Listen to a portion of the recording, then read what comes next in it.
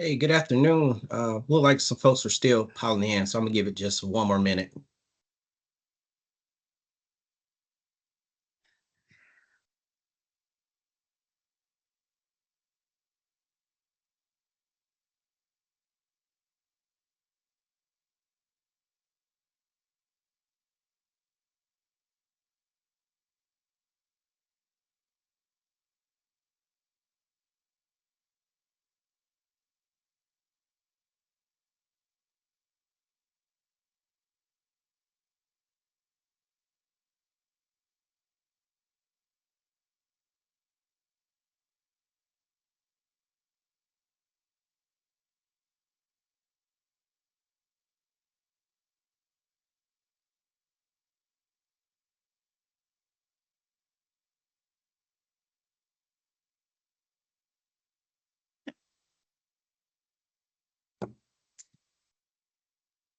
Well, pretty good turnout seeing this PL5. I appreciate you guys joining me.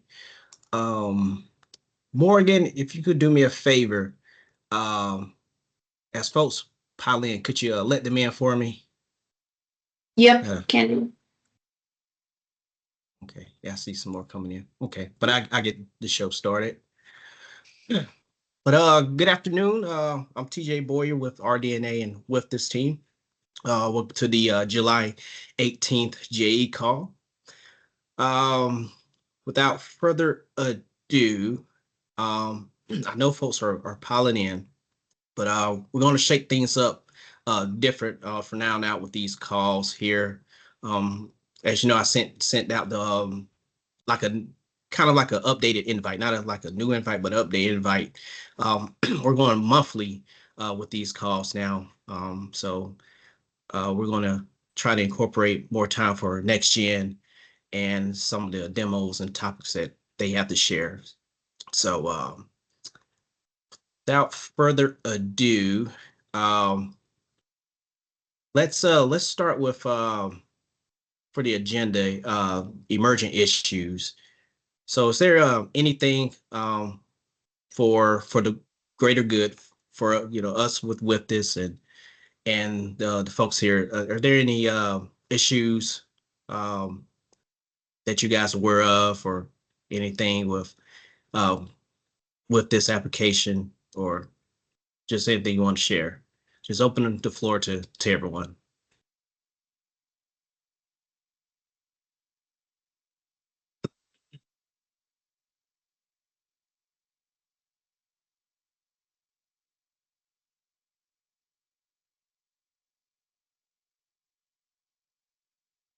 If not, you can always bring it up either in the round robin or further down. So no issues there. Um, so for reminders, as you all know, for past GE monthly notes and recordings, you can also head to the GE editor resource page there. Um, we do record these calls. We do capture the notes and we post them here on the RD&A page for the GA editor resource section here. So they're all there for this year. We also, in previous years, if you want to go back in time, you can visit there for those notes there. So just want to share that again. Also here, um,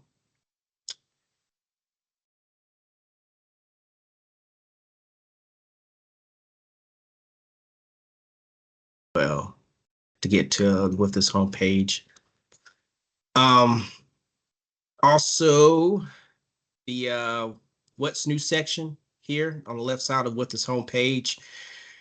In the hot picks section, you can go back and look at some of the release notes that we had recently. Last month we did two releases to fix just two minor issues there. So we have those release notes posted there in the what's new section and also in the hot picks there. Um, Also going back to the RD&A page, we have that with this FAMOFF migration frequent asked question document. So you all could look back at that and look at just any questions for this whole transition that we did end of last year. Also, there's a PowerPoint, FAMR integration PowerPoint that will incorporate some of those questions and answers and some little demo screenshots on the process. And let's see. Moving along, Wes Hall. I think you joined in, but he some of you all are probably aware. If not, he has been working with GACs, creating some dashboards tailored to their needs, and um, I have some of the links. I think, Wes, these are what's available so far now for the GACs, but folks could share this. If you want access, you can just give Wes your NIFC AGL username, and he could give you access there. Wes, did you wanted to talk about any of the products or any feedback from the field? I'm gonna post in the chat real quick a link to the master. I call it the master dashboard. It'll give you access to all of the sub dashboards for the different geographic areas because we do have more now. Okay. So let me throw that in the chat. If you keep that one bookmarked, you'll have access to all of them. Basically, these are dashboards meant for tracking decision support and MAC coordination when MAC is activated. And considering we're in PL5, I know there's a lot of MAC starting to get activated, and even in MAC. But the overall intent, like I said, is to try to track those incidents. Either the emerging incidents is like a watched incident that may require support in the future, or actually active supported incident to just try to help coordinate those efforts. And then we can also track the MAC priorities. This started as an effort with the Southwest and Richie Sinkovitz. Really just the Southwest has a busy year, and historically we've been low on analysts, and so it just became a good method for us to track what's needed and what's supported, so we can talk to upper leadership and kind of coordinate that across the areas. Yeah, thank you for pulling that up, TJ. So this is the master dashboard. You can filter everything in here too. On the upper left, you can filter by GAC and see all of the points that are currently either being supported or stuff that's been listed as a potential MAC priority. A lot of it is kind of still test data, so I wouldn't put a lot of emphasis on any of the specific points because some of it is test data, and we haven't actually implemented these solely across all the GACs yet. But there is information in there, and then at the bottom, all the little cards at the bottom. If you click on the blue buttons, it'll shoot you to that dashboard. And if anybody needs access or wants access, just shoot me and drop the link, and I can coordinate that with you or fix any issues, tailor them as needed, that kind of thing.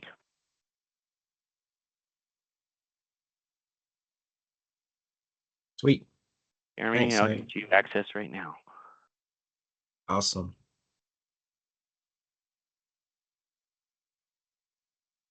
Okay, any questions?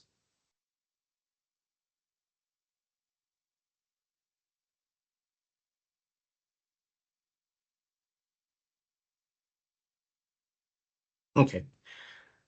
All righty. And so, yeah, if you need access, yeah, feel free to hit in the chat. Wes could hook you up. Yep, I'll do that right now. All right, so yep, I know you all have been sending myself and Rick and Morgan some with his training dates. But yeah, please keep them coming. Yeah, we get those added to the training calendar to make sure we all don't impact you all far as like doing system maintenance or anything we have to shut the application down that may impact you guys having training. So yeah, please give us that heads up and get that added to the calendar. And again, I mentioned that we're now going to be incorporating monthly calls for next gen with this topics and demos. So you all should have had that updated invite. If not, please let me know and I can work some magic to get that fixed. Okay, for us new JEs, Brett Smith. I'm not sure you have joined us, but he's out of will be detailing 120-day detail as fire analyst for Region 6 over at RO there. So welcome. And if there are any more additions or changes, please let myself or Rick or Morgan know, and we'll um, make the adjustments. And see for RD&A staffing, got some new addition. Well, we got a new addition. We got Patrick Johnson. He's joining us he was a zone FMO on the Superior National Forest, and his start date will be August 11th. He was in the he should be helping in the vice generating position there with us with RD&A. And then Wendy Detweiler, she has started her 120-day detail end of last month, I believe, and she's acted as the IFDIS team lead there. And to fill behind her, the 120-day detail closed last Friday to backfield. So we'll see who we have to help us out here. And then finally, you all know Dan Mendar. He was a fellow RD&A member. He retired, and he's been helping us for the last couple summers with on-call support for with this. So he's back. He covered the week of July 4th for that holiday, and he'll be back on again shortly next month in August. So glad to have him back. He's been a great help for us. And so for Classic, not much for our department. We're doing just patchwork, putting that Band-Aid on the application, basically. So we be incorporating some maintenance and some of that schedule patchwork to keep things flowing, to keep it alive until next gen comes to fruition. So that's pretty much for releases for us. The big thing now is the weather feed. So you guys probably aware that the National Weather Service there will be officially turned off their weather feed that we use, and with this that provides the forecast data for Fire Island, and they'll be transitioned to a new API.gov.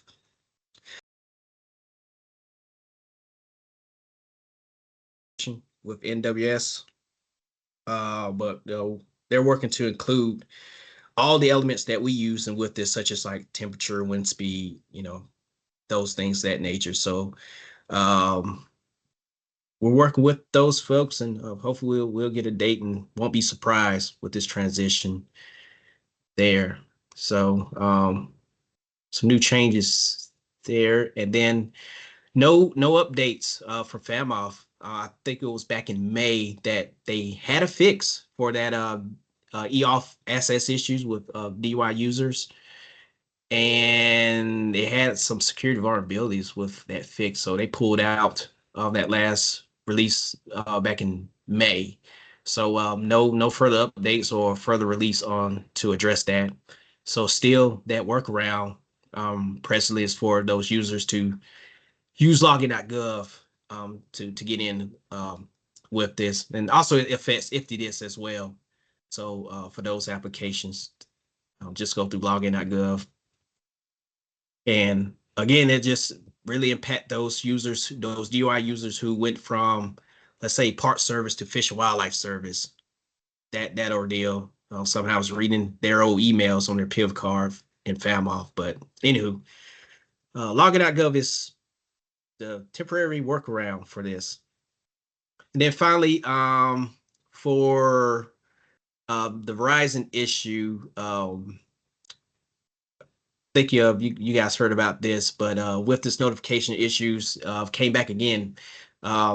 It was kind of fixed. Not sure what happened.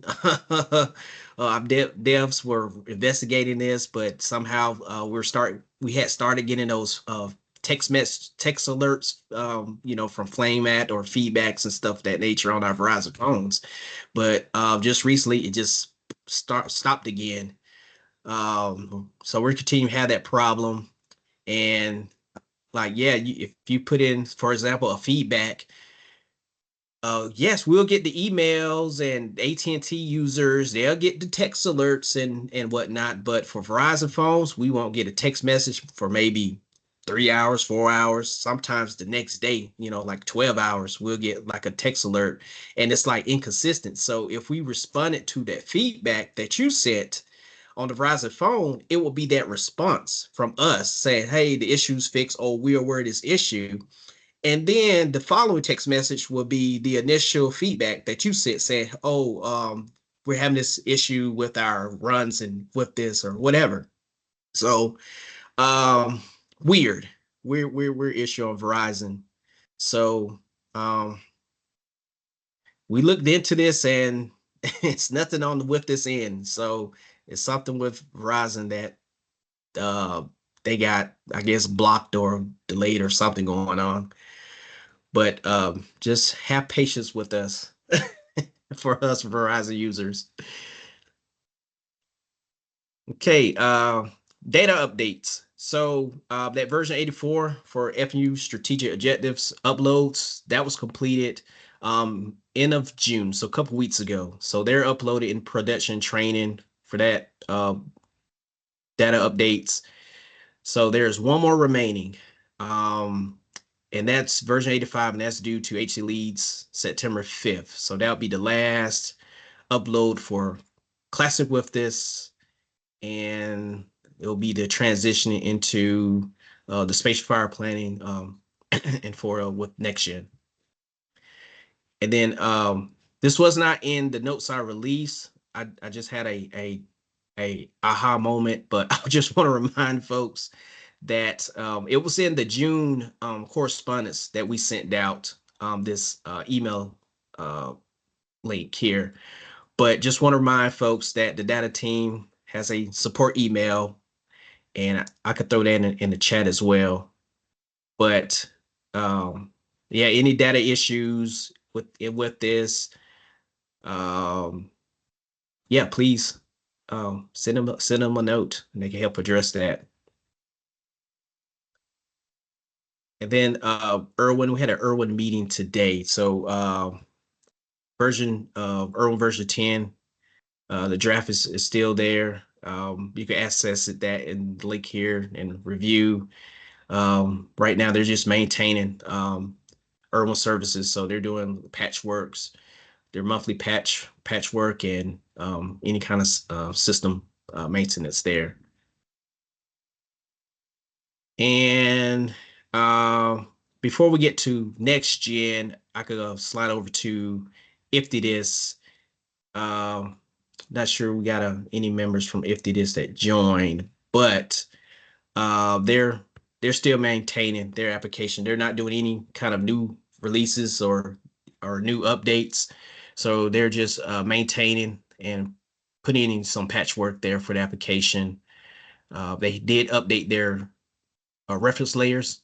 I think a couple weeks ago they did some updates to their reference layers, and currently, like right now, they're working on making sure the reports and shape files are functioning, working within application there. But without further ado, if there's not any questions or concerns, which I could take a brief pause here from our updates.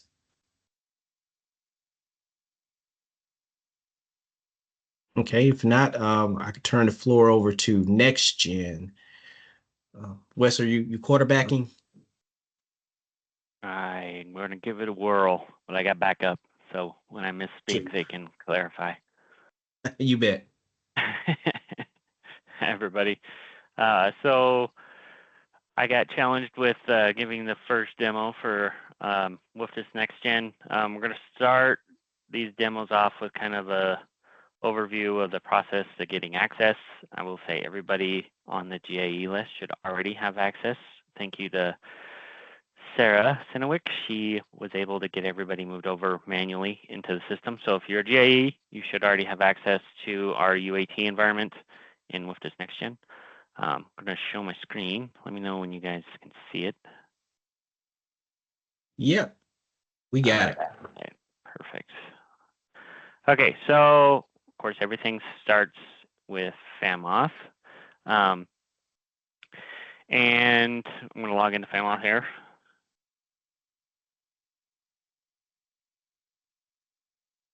You can log in with your PIV card or login.gov.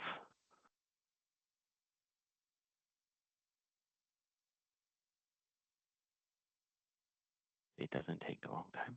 Shouldn't. Perfect. Okay, and then for accessing the UAT environment down here at the bottom, we have 3 environments showing for WFDS NextGen. They all have the same logo. We're working with Mike Rofer with the FAMOS portal to add some color to our cards here, so you would be able to see the difference between the environments. Currently, the only environment that stood up is our UAT environment. We're working to get our OAT and our EDU environment stood up. We had a little bit of issues with our DevOps that was working on standing up the environments, becoming ill and not being able to get those out the door as quickly as we wanted to, but we are working on getting those updated and up into the system right now with a backup DevOps. So hopefully here soon we'll get access to, or folks will be able to get access to OAT, which is operational acceptance testing. It's kind of our first stage upper level environment of testing, and then our EDU environment, which will be pretty much our WFDS training. So WFDS NextGen training will be WFDS NextGen EDU. If you don't like scrolling down to these cards every time like I do, you can always click on the little star and it'll pin it to the top of your FAMOS session. There you go. So WFDS UAT. So just clicking that will get you access into the system. It'll automatically sync you up and get you into the system itself. We do have a lot of the functionality built out, but there are still a lot of things that we're working on currently. And so there is some buggy behavior. We are encouraging feedback, of course, but if something is seemingly buggy and not necessarily working as you might think it would, it's probably because we're working on it. But general feedback and the process flow, kind of the way navigation, that kind of thing, we would love feedback on that. So keep that in the back of your head. What I wanted to go through, though, is kind of the process of getting folks access to FAMOS. And so if somebody comes in here and clicks on the WFDS NextGen UAT and they don't have access to the system, they will be prompted with a notification to apply for access. And so the process should go to the GAEs, of course. And you access the ability to grant access through FAMOS admin. Everybody in here that's a GAE should have the ability to access this little FAMOS admin button, which is the new INAP. And please correct me if I do any of this wrong, Sam, Sarah, Rick, everybody else on the call. Once you are in the FAMOS admin or INAP, it's the same thing. You'll be able to access under users here, pending requests. So if I go to access requests, I don't think we have any currently, but your list of people requesting access will be here in this list. And so you can click on a pending request and grant it through that process. I can show you how to do it here a little bit. Oops, type myself in here.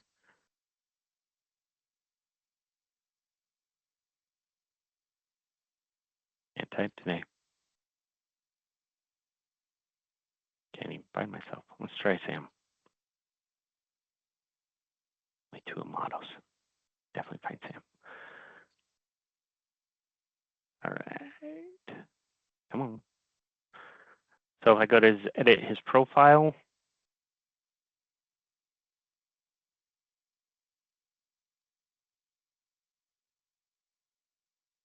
and I scroll down all the way to Woofdis Next Gen UAT, we can see that he is a Woofdis UAT user and he has the support role. The way that the roles work in Woofdis Next Gen is they are cascading, so you only need the most authoritative role possible. You won't need viewer, editor, and support if you need that, or viewer, editor, and analyst. Everybody that has support role has everything else underneath, or everybody that has fire behavior analyst will also have editor and viewer roles. Viewer is the default role, and all you can do if you're in an editor, or not editor, a viewer, is access your GAE staff list, which is how they should be reaching out to you to get access to the system. So this is our staff list. It loads here for a second.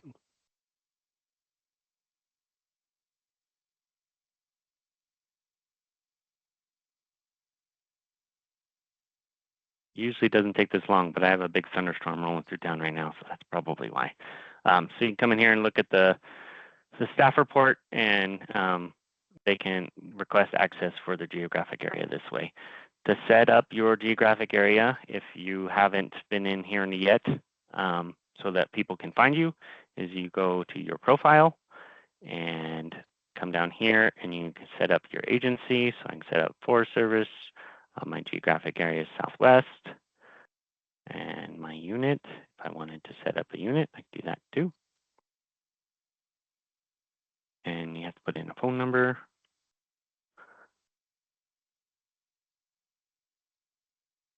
So historically, we were, every time we update the application, we're actually wiping everybody's information out of the system. We shouldn't be doing that any longer. So if you come in here and set up your INAP profile, or your Woofdis Next Gen profile, rather, you should be able to retain what you set in here. If I go to GAE, I can add geographic areas that I want to be added to. So if I support maybe more than one, you can do that in here. And I'm not a GAE editor, so I can't adjust because I have access to everybody. But you would come in here and you would drop down your geographic area and your agency. But if you have more than one agency that you're actually a GAE for, or maybe you're covering another geographic area in addition to your own temporarily or something like that, you can add more than one in here. Where in Woofdis Classic, you kind of only assigned to one geographic area. So you can adjust your geographic areas in the GAE page. I'm going to pause there for questions. And I can't see the chat, so I need somebody yell at me if there's a chat question. Nothing yet. Nothing yet. All right. Sam, anything I need to add that I haven't gone over yet for this part? I don't think so. I think if you had all the high points. All right. So that's the general way to get access. Under our user support, this is our homepage for our help content.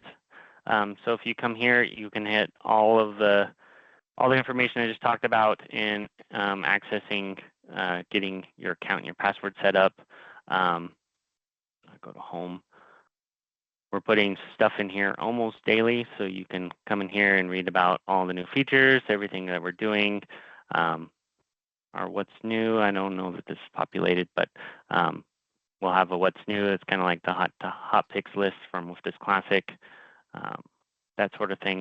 It's a good place to go if you're trying to get information on what's what. In the future, we hope to have this added as user or feature level support too. So we'll have that little question mark like in Woofdis Classic, where you can click on it next to decision element and get some more information about that.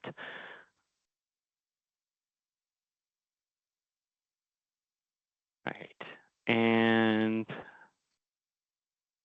see, you can also search users in here. Your user search, if you want to look for somebody in particular, you have a user search, so it'll search the database of all the users in the application, find where they're sitting or get a contact information, that sort of thing. Come in here to get that. The other thing I think I'll go over today, and then we'll probably hold off on going into incidents, but I'll talk about my home. So in my home, it's a place to kind of track the incidents that you're working on. This upper piece, this piece that says My Activity, this table will likely go away until a subsequent release after our production release, because we have some more work we need to do before we really tie into the activities that you've been working on. But we will have the My Active incidents in my incident watch list. So any incident you have worked on a decision or worked on any element of the decision or been added as a collaborator to the decision will show up under My Active Incidents. And you can quickly click on one to kind of shoot you over to that incident itself. And then My Watched Incidents are a list of incidents that you are not necessarily added to as an editor or somebody working on the incident, but it's an incident you want to keep an eye on. And so there's a little I button, and I will show you that. On any incident, there's a little I icon right here above incident info. And if you click on that I icon, it loads.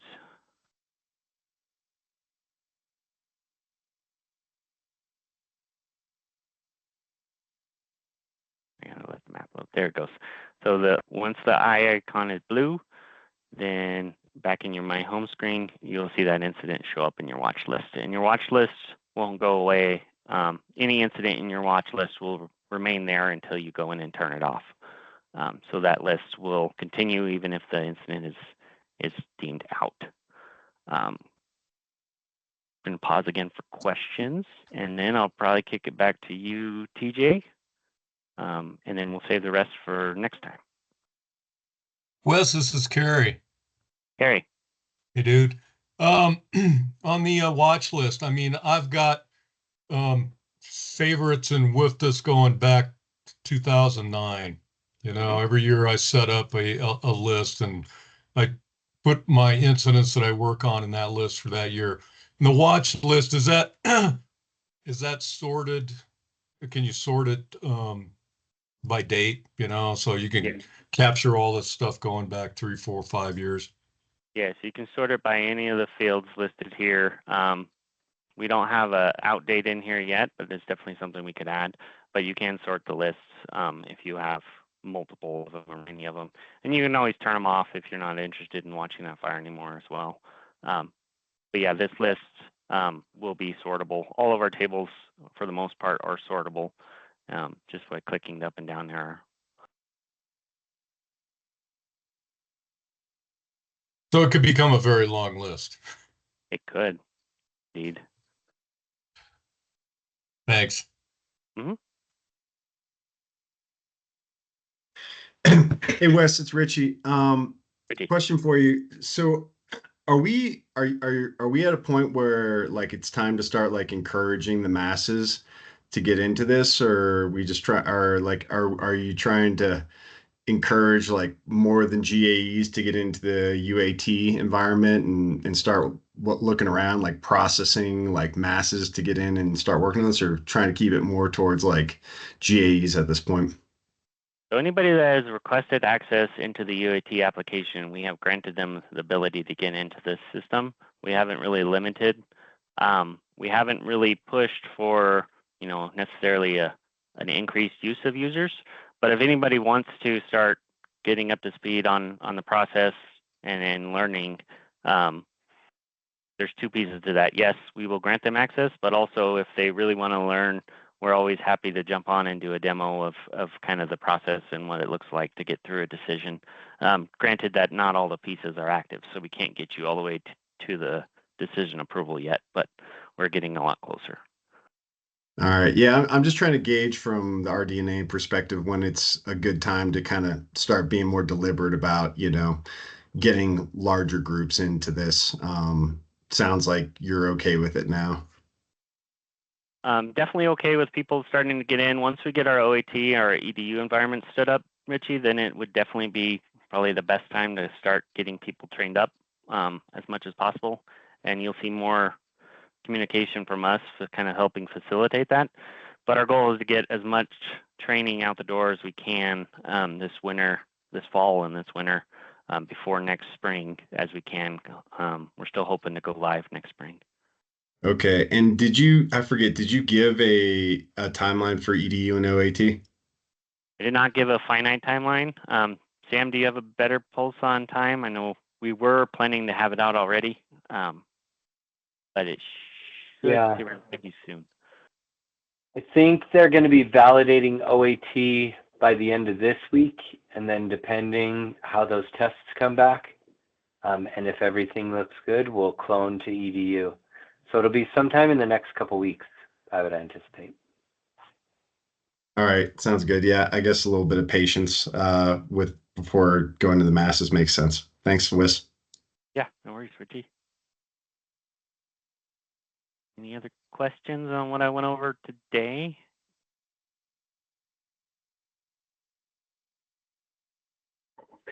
Hey, I'll add one thing I thought of, Wes, and maybe I missed it and you went over it, but Sarah went through and loaded all the GAEs into UAT, so you don't even need to request access. You have access. You can just click on the tile.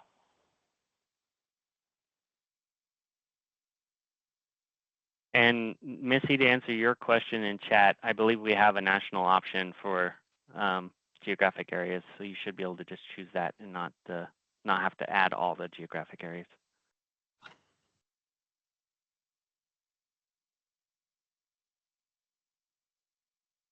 Okay, I'm gonna give it back to you, TJ.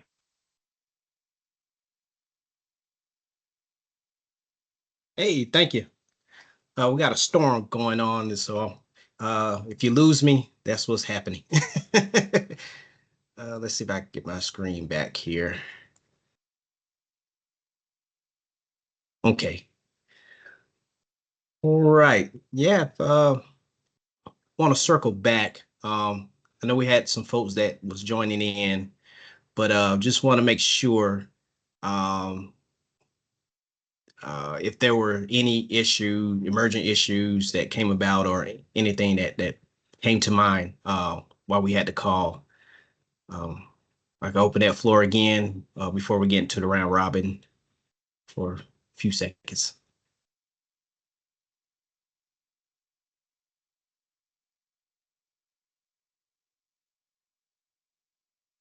Okay, cool. All right. Without further ado, we'll get to the round robin. Know we at PL5 and things are cooking. So yeah, let us know the activity and any upcoming trainings or any feedback you want to share. And we'll start with Alaska.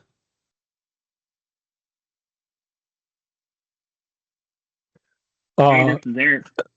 Oh, go for it, Eric. Oh, yep, Eric with the Forest Service. Yeah, no report.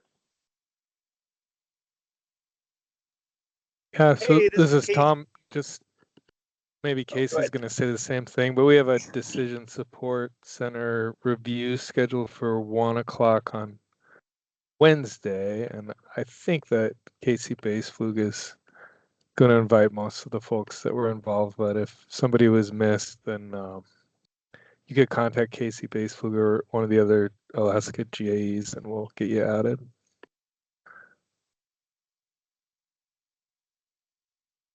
Hey, this is Casey O'Connor. I just wanted to chime in. Thank the RD&A group for their support a couple weeks ago up there and some exposure with training with Next Gen. We appreciated that as a group. And yep, no, Tom, you got the other piece for next week, the review. Other than that, I think it's been fairly quiet.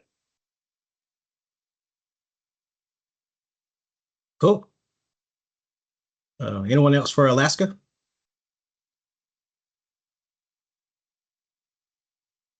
Okay. Eastern area. Hey, this is Alan Hepworth. Not a whole lot, pretty quiet in the eastern area. There is like one kind of blob of droughty type fire environment over like the mid-Atlantic, New Jersey, west to Ohio. So they have had a few fires, but overall pretty quiet. Other than that, I would just mention that Brendan Nealon, our GAC center manager, retired officially a few weeks ago, and his backfill is officially announced, and that's Jen Parrish. So that's really exciting. And that's really all I have. TJ, good to hear your voice. We just got that same storm, lost power for a second. We need the rain Yeah. Yes, sir. Oh yeah, congratulations to Jen. Cool, good deal. All right, Great Basin.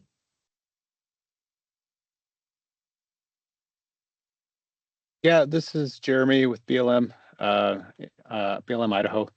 I was starting to get a few fires popping up with some decisions on them, and so nothing really big or significant just yet, but some Forest Service involvement with a little bit of BLM and a little bit of talk about initializing RIST decision support within the Great Basin.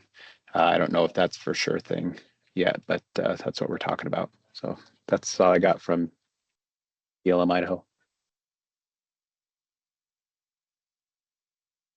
Nothing from Fish and Wildlife Service.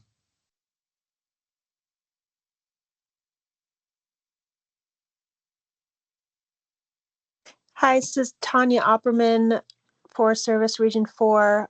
I don't know if Matt Ginder is on, but yeah, we've had a few large fires. We've been able to support everything with our WIFTIS decision and modeling. We've helped out the BLM in Nevada and Utah a little bit. Yeah, as Jeremy said, exploring the idea of using a RIST for decision support, but no decisions that I know about yet. Thanks.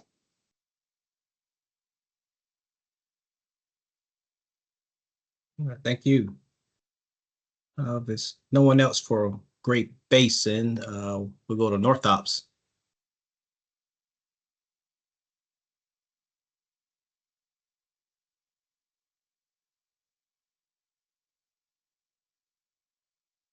Okay, South Ops.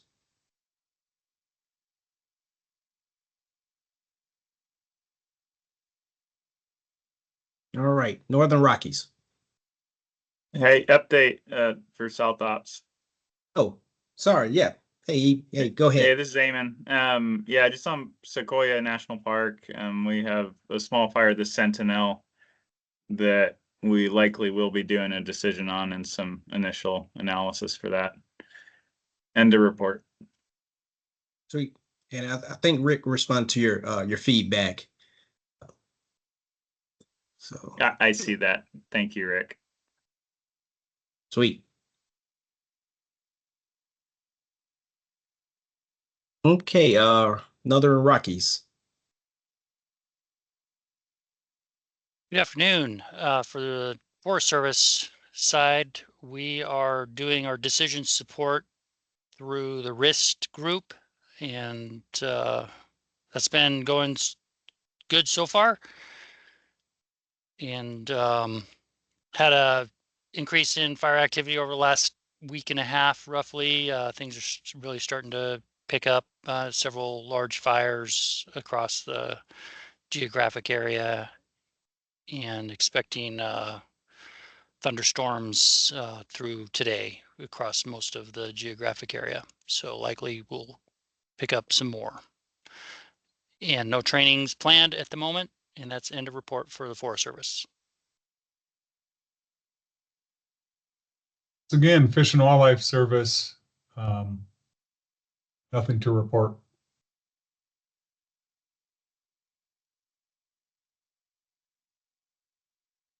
Okay. Let's go to Northwest.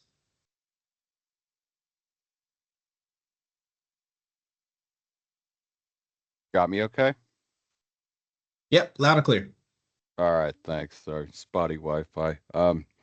We're busy. I guess I'll start there. That's stating the obvious, but right now we are sticking with our conventional system, and if forests or IMTs need help with either analytics, ISAP support, or WFDS decisions, they're calling us, and we're either helping them directly or bringing in a little bit of added capacity. So have a handful of folks on resource orders, primarily for Sunday, Monday.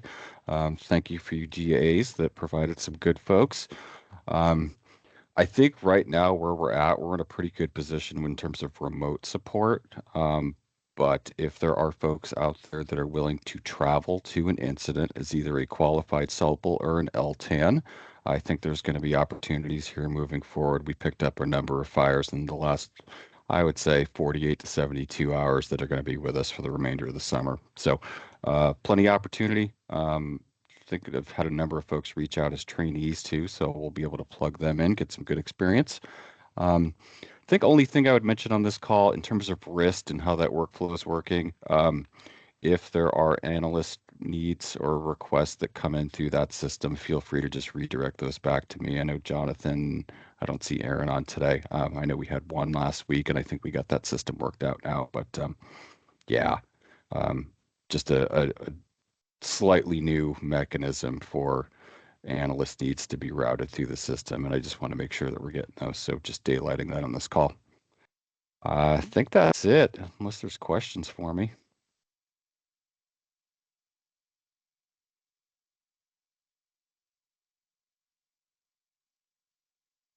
Great.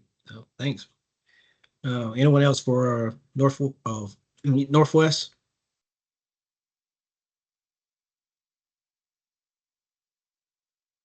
Okay. Rocky Mountain. Good afternoon, everybody. It's Amy. I will cover for both the Forest Service and BLM. It's been pretty quiet the last week and a half for our interagency decision support group, with only a couple fires requesting support.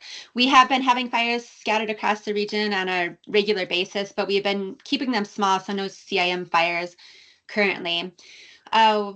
Wyoming, Western Colorado, part of the Black Hills, and Northwest Nebraska are reaching pretty high levels and do have potential for large fire growth. So we'll see what happens. Our thunderstorm activity has been increasing the last week, but we've had some wet storms with that too. So no training is scheduled and no requests or needs at this time. Tate, did you have anything else for Fish and Wildlife? Thanks, Amy. Nothing to report.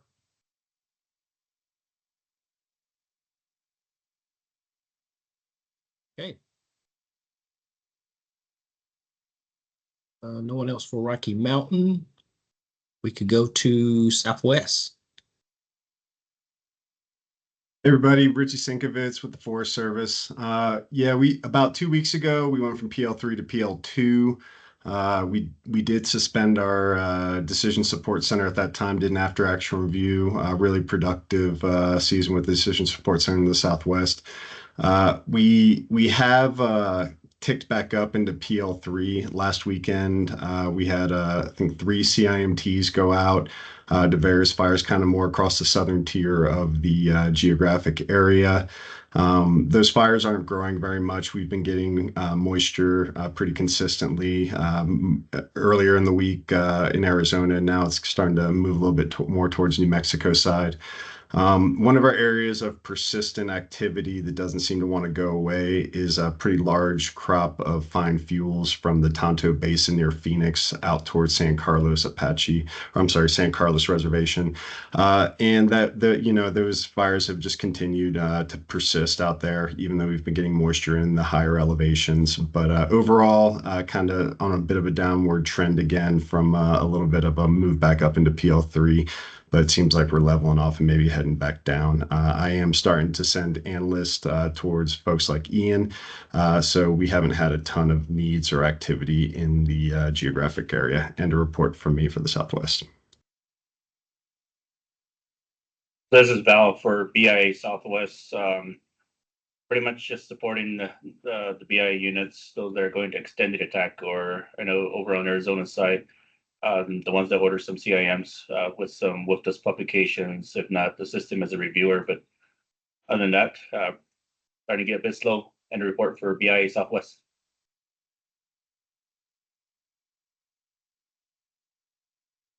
Okay, thanks. And finally, southern area. Hey, how's it going, everybody? Yeah, David Quisenberry for the U.S. Forest Service. Not much to report. That weather system that's impacted UTJ is strung out just about across the whole region, so outlooks are pretty favorable for not much fire activity. We're sending resources out west, more likely to get a tropical storm type of incident than a wildfire here in the short term. I did have a question about strategic objective updates is the timeline for next gen. Does that impact whether or not we should make those submissions? I submitted a new one to the agency contact a bit ago, and I haven't heard anything back. Hey, Dave, was that the stuff for North Carolina? Yeah. I just got back from annual leave and still not completely back in the groove, but it doesn't look like I got any kind of response from Cole. I know we had the data folks checking into that one for you. Let me follow up and see where that one landed. Okay, but I got one more if for South Carolina. Okay. If regardless, I'd say if you have updates to make, go ahead and make them. Then they're available for anything that you get, between now and when we actually wind down Classic Wolfdus. Yeah, I would never advise somebody to put that off. So yeah, if you've got them, go ahead and submit them for this next round. And I'll try and follow up on the North Carolina stuff for you. Copy that. Thanks, Rick. Thank you. End of report for me. Thanks. Okay, thanks. Okay, again, before we close out, any thoughts or any thing anyone want to bring up?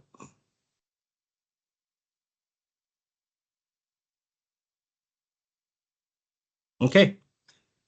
That concludes our GAE call for this month. The next call will be August 15th, that Thursday. And again, we're going to hit these things monthly for you all. So thank you all for joining. And if you don't have the invite or need me to make some adjustments, let me know and I could do some corrections. But other than that, thank you again for joining, and you all have a safe and a good day today.